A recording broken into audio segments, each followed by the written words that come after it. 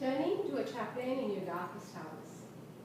A chaplain is essentially a spiritual representative attached to a secular institution. Chaplaincy has traditionally been associated with representative of Christian faith. However, this term is now used for representatives of any faith. Perhaps when a family is faced with a critical moment and is in the midst of such time of need, one may wonder, what can a chaplain offer for us? Let's explore the possibilities. Whether you are in a hospital, a nursing home, or a long-time care facility, hospice, the military, the mental health unit, or a prison, or even the workplace, a chaplain can provide a compassionate listening, ear, and non-judgmental guidance, as well as offer spiritual and emotional comfort to nurture physical and emotional stress.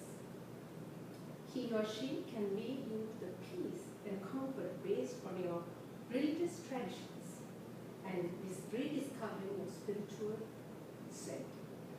According to chaplaincyinstitute.org, it is a requirement that a chaplain should have a series of theological education requirements needed to be complete, which takes around 6 to 7 years. It includes a degree and 2 or more units of clinical pastoral education done at a hospital.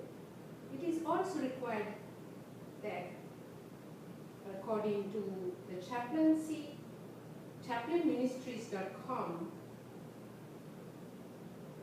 it also requires clinical hours, which includes 12 hours and 24-hour shifts on call duty.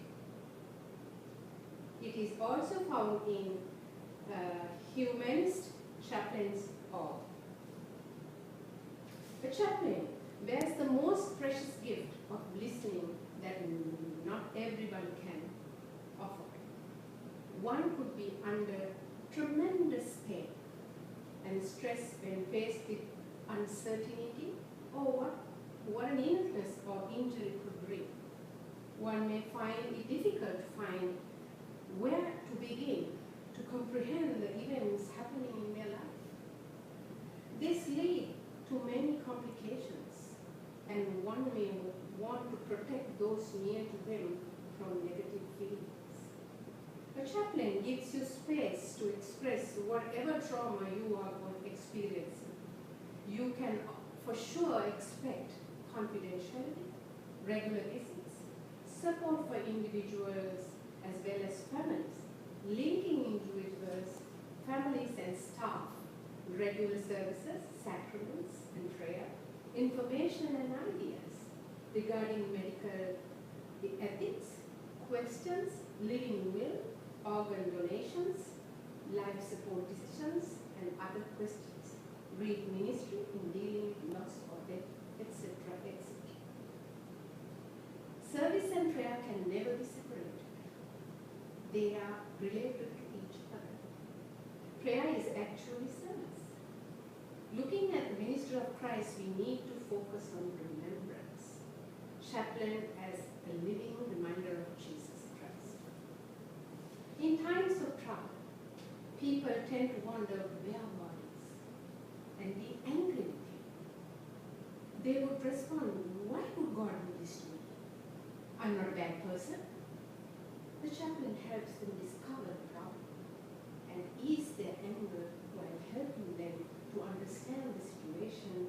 In turn, they find God and receive comfort and healing rather than making him their enemy. Different people remember an illness, an accident, or a loss in different ways. And much to their sense of self derives less from what happened, from how they remember and how they place their past events into their own personal history. As grieving is a process, often tend to breathe deep. The challenge of ministry is to help people in every concrete situation. People with illness or grief, people with physical depression, people caught in the complex networks of secular religious institutions to see, experience their story as a part of God's ongoing redemptive work in the world. Also, a visit from a chaplain could make a world of difference, giving one an opportunity to learn and discover one's spiritual self. The chaplain's task is not to judge one's spiritual life, but help them discover if he or she can join the person's spiritual journey without forcing God upon, if that is not their choice. The chaplain, as a living memory of God's great deeds in history, is called to heal by remembering and reminding people of their wounded past, and by connecting their wounds